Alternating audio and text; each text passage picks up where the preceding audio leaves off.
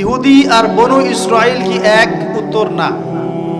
ভালো করে কথাগুলো শোনেন, এগুলো বই পড়তে অনেক সময় লাগবে আপনার, এবং ঘাটাঘাটি করতে অনেক সময় লাগবে, খুব অল্প সময় বুঝে নেন। ইহুদি বনু ইসরাইল এক নয়। বনু ইসরাইল কাদেরকে বলা হয়? ইব্রাহিম আলাইহিস সালামের ছেলে, এক ছেলের নাম ইসমাইল, এক ছেলের নাম ইসহাক। ঠিক আছে?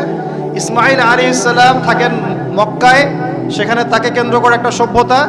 এই বংশে সর্বশেষ নবী মুহাম্মদ সাল্লাল্লাহু আলাইহি ওয়াসাল্লামের জন্ম। তার মানে আমরা বনু ইসমাইল। আমরা কারা?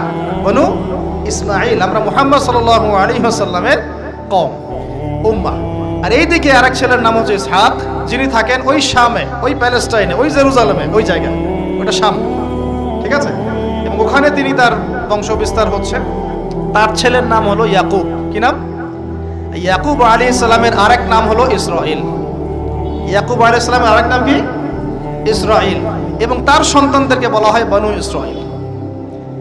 তার সন্তান অনেক। এই সন্তানদের মধ্যে একজনের নাম ইউসুফ। ঠিক আছে?